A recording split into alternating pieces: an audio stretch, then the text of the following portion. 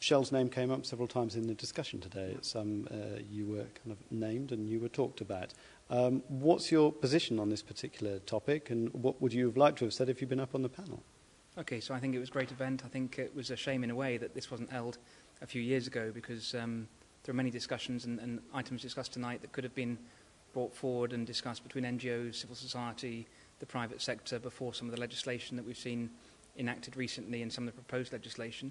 Our position's extremely clear. We've been an advocate of transparency for many, many years. In fact, Shell's been in the vanguard. We were part of the founding group of the Extractive Industries Group, the EITI. We're in favour of transparency. The caveat is that we just want to make sure that we're not disadvantaged from a competitive point of view by giving data about our operations that perhaps other operators aren't obliged to do. We were talking about the issue of the burden of transparency. How much of a burden is it, and how deep should we go in terms of the level of information that we give? Yeah.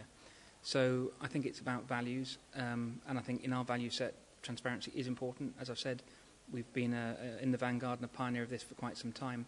In terms of burden, though, it's important that there aren't unnecessary costs on, for example, European businesses that other businesses aren't obliged to undertake. Otherwise, it would put European businesses at a competitive disadvantage. It's also important that whatever we do is embedded in proper accounting systems and that special systems aren't invented.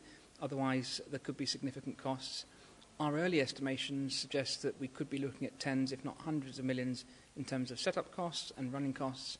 And as far as Shell's concerned, we just want to make sure that whatever is done applies to everybody and it just doesn't apply to certain businesses such that they're disadvantaged.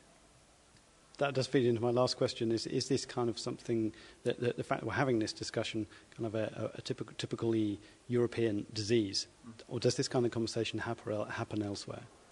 So I'm not sure, but I think what is important is actually, to me, it's not about transparency per se. It's actually about what transparency delivers.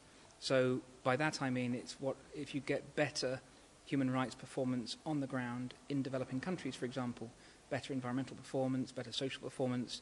So I think one of the things which was slightly missing tonight was that the conversation was about accounting and burdens, but actually, in my mind, and I've worked in many places throughout the world, it's what's delivered to local communities and society as a whole in those countries where there are natural resource projects, and it's not so much about the accounting side.